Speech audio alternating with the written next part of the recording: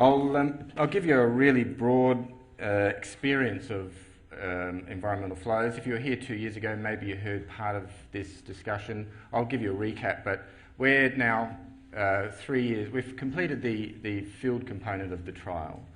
We're still reporting, and that's a little overdue. I have to apologise for that report not being available. When it is available, there'll be a lot more detail in it than I can possibly present here, and I'll have to skim over a lot of detail very quickly, but isn't that just the way? The trial itself came into being through a series of water planning mechanisms, and ultimately the trial itself takes place along prescribed water courses. That's the Gawler River, the Torrens River. There are two sections along which the trial took place, and the Onkaparinga River down south.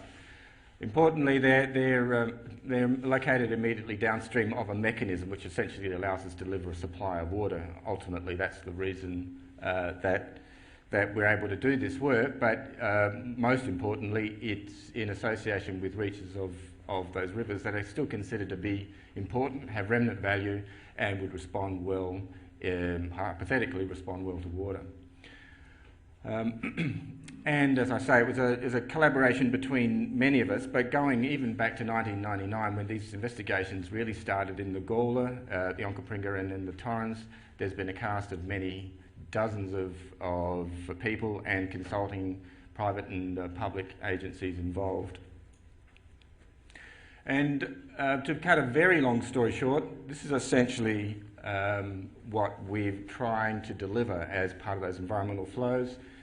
The reaches down the left-hand side there, and without paying too much attention to the detail, we're trying to deliver components of an environmental flow regime which span from the cease-to-flow component right through to the big flushing events, and incorporating within that freshers and low-flow events. And I've got to apologise for not explaining these terms. I want to get on to some of the conclusions, so I'll have to gloss over that. And importantly, there is a timing and a frequency component associated with each of those. So it's not simply just a matter of passing water down a river. It has to be done sympathetically with what may have occurred there at one point in time. And so there's a lot of expert opinion, expert panel method that goes into developing that regime. And effectively, at least for the Onkaparinga, this is what it looks like.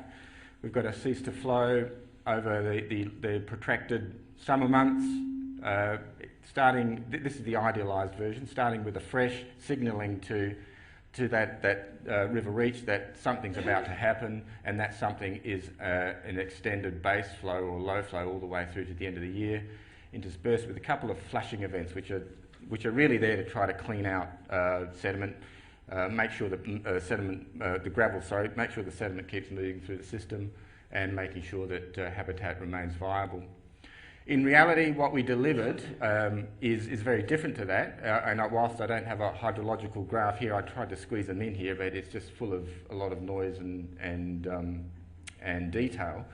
But ultimately, we're delivering flows in that idealised way, but obviously paying attention to rainfall and inflows to SA water reservoirs and infrastructure.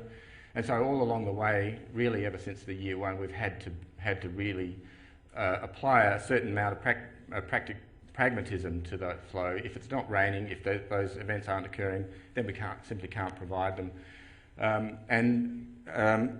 I'll get onto this in a bit, but the flows are still occurring in a muted fashion, but we are still delivering flows in some way that is cognizant of the rainfall that we're receiving. And this is the mechanism that we use to deliver it. There's absolutely no rocket science employed here. It's just a good old-fashioned bloke at the end of a wheel here, opening a valve that essentially delivers the low-flow component. And this infrastructure was specifically installed by SA Water just for the purpose of providing environmental flow, in this case providing those low-flow events. I think that low flow there is in the order of around 5 megs per day, and that we're just in the process of throttling up the wheel at that point. For the larger freshers and even the flushes, they're delivered over the weir itself, and this is Clarendon Weir, probably in year 2, I think it was, where we're obviously opening the gates at Mount Bold, and the weir pool flows up. SA Water's got to balance what is being delivered via the Horndale flume to Happy Valley versus what we allow to pass over the river. Steve Kotz will tell you more about that, how just they managed to do that in a later session, but it's certainly a careful balancing act. And we do have hydrological equipment all the way down the river. We had Odyssey loggers in place, and we had fixed stations telling us how the river was responding, making sure that we had good control over those flows. And essentially what we're trying to do is not avoid but shorten the periods, replicate what may have happened pre-regulation. So this is late March in 2012, but it could apply to late March many other years prior to these flows occurring. And so we're starting to extend into what might have at some point become in a median year, a system that would have seen some flow in it. And subject to a rainfall queue, particularly in the Onkaparinga, we only start fresh flows if we receive a rainfall event, and if we don't, then there's all sorts of negotiations to try to moderate that. But in the event that we do, we release water, and that river a couple of weeks later looks like this, and that's delivering the fresh event. So that's around 30 megs per day. Then we throttle that back to 10 megalitres per day, again in an idealised sense. Idealised, we looked at it in that way in the first year. By the time the second year rolled around, we were really starting to think more closely about just how much water was in the reservoir and how much water we could afford to release. So onto the monitoring evaluation component of the trial, we had some pretty tight controls, or at least some tight thinking around that. And for any of you that have ever worked with more than one ecologist, I use the term tight very loosely, because you're really trying to balance a whole range of ideas. And going into the trial, we had some, again, I'm not going to bore you with the detail, but we have to really have a clear understanding, or at least in our own mind, what we're trying to achieve in its broadest sense.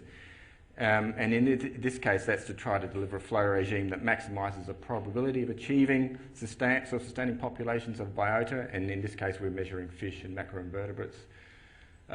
In order to understand whether we're going to get there or not, we need to define hypotheses that we can then assign metrics to and measure along the way. Those hypotheses there are simply provided only as an example. There are many hypotheses for each of those 4 reaches, and some of those hypotheses are the same, some of them differ, and they pay heed to the assemblage of biota that we knew that existed in those reaches based on surveys we undertook in between 2006 and 2009. And then leading on to the monitoring, fish, macrovertebrates, vegetation, physical habitat, water quality, and that was it. And so we're picking up on certain metrics, so presence, absence, abundance, spring and autumn surveys for fish. We a bit more closely spaced with macrovertebrates before and after individual flow events, and with vegetation tied to the fish, so that we had spring and autumn surveys as well. And we're at that point. We've been at this point for some time now.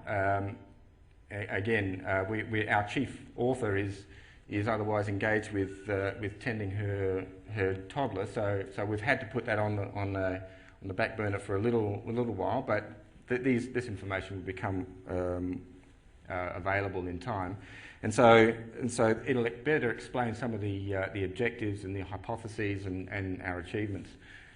This figure here really just aims to represent how, let's use the term hit and miss, some of our achievements were, and bearing in mind that we're trying to define objectives and hypotheses based on our first principles and understanding of those systems.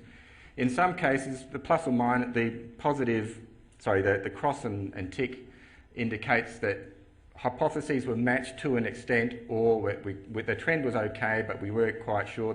We can't really confirm one way or another, but there was some substantiation there. Otherwise, it's still open for debate. We're a little bit more certain with those ticks, and in some cases, in the cases of, in the case of macroinvertebrates, we actually dispensed with the objectives or hypotheses early on because they just became redundant, and for reasons that Sonia will go on to in a little while, so I won't steal her thunder.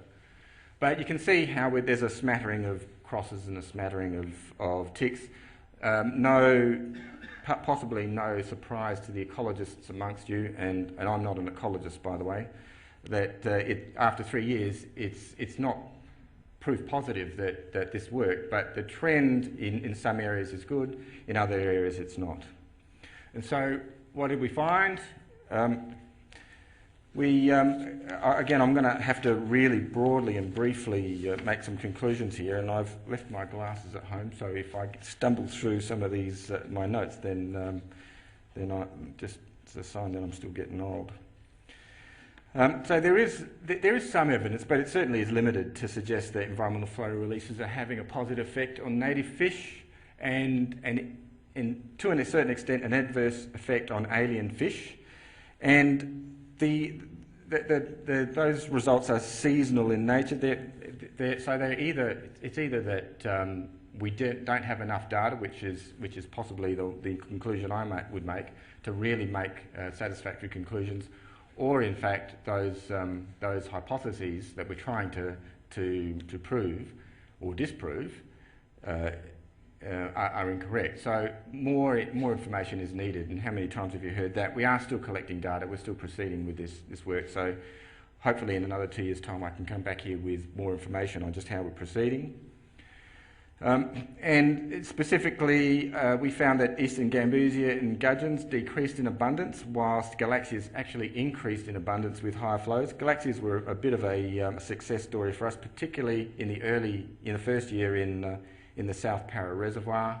South Para River. South Para Reservoir is one of our more challenging urban water supply reservoirs, so that means increased challenges to delivering water downstream of the reservoir for environmental purposes. And so we've had to make some dramatic changes to environmental flows there. Common galaxias and mountain galaxias, they dispersed with higher flows at the same time. And unfortunately, we've also recorded an increased rate of disease spread, if you like, across a broad range of species, resulting specifically with those flows. So in this case, we've got our cake, but we just can't eat it. In the case of macroinvertebrates, we noted an increase in the diversity of riffle-dependent macroinvertebrates, and that was observed with onset and maintenance of flows in the Onka and the South Para River, and that wasn't so evident in the River Torrens. The abundance of macroinvertebrates was actually appeared to be more strongly driven by the season and temperature rather than flows itself. And that, although obviously we need to provide sufficient flows to make sure that we create suitable habitat, but nonetheless, it's quite clear that the drivers for macroinvertebrates were more related to salinity, habitat, algae, and so on, rather than the flows themselves. An important finding here was that that assemblages were more strongly determined by the starting hydrological conditions, whether the riffles were wet or dry at the beginning of the flow season, rather than whether it was still water taxa replacing riffle-dependent and predator-following prey. That was a bit of a revelation for us. Again, Sonia will go into much more detail with that than I can, but that was in some way an important finding for us, that ultimately helps us reshape environmental flows in years to come. And I'll get on to the conclusions here. In relation to vegetation, really we didn't find too much that was revealing. I would like just to finish on this slide though, and that is just to let you know that this is actually still occurring. The trial at some point becomes part of delivery and part of the way we manage catchments now. And so we are still delivering flows, but clearly that has to have some recognition of changing climatic conditions, and also importantly the role of reservoirs in providing urban water. And it's on that basis that we'll continue to collect data over the next 3 years. This will be a rolling 3-year program. We take stock at the end of each year and at the end of the 3 years, and it is intended that those results do reshape environmental flows where they need to. We are reshaping environmental flows already in an informal sense. We're just making decisions as we go in relation to water availability, but that has to make some connection with the data itself. Thanks. Thanks, Steve.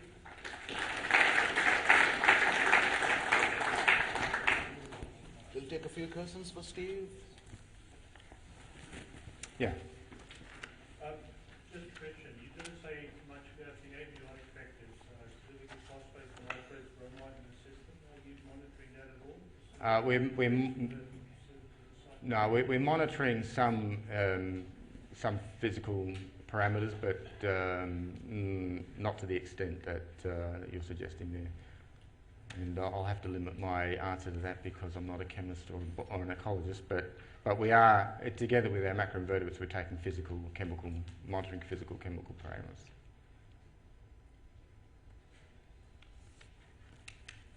Sure.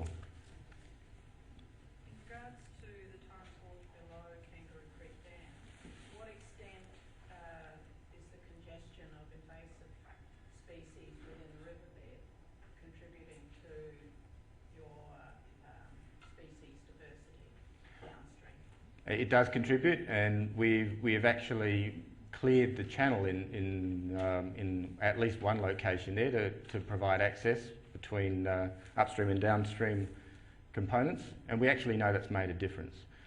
In fact, we were out there just the other day looking at that very site. So as at the same time as we're providing flows, we're not providing flows that mechanically remove vegetation. It's just not possible in an urban environment. So that means mechanical intervention, in other words, big excavators with grooming heads on it to remove that vegetation.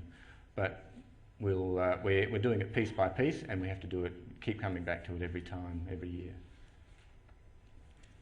And there was one question up there. Yeah, I was got a question about how were the flows, the different flow events tied to the environmental values you're trying to achieve, trying to provide benefit to? They're well connected.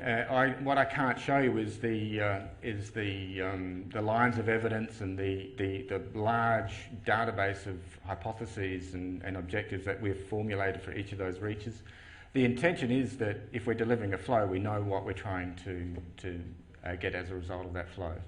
So that information goes in towards building the monitoring and evaluation program, and so that the metrics we collected were specifically relating via line of evidence the objective to the outcome. That's the sort of detail that will be presented in the report, and if you're ever using the website and go to the AMLR NRM board's website in weeks to come,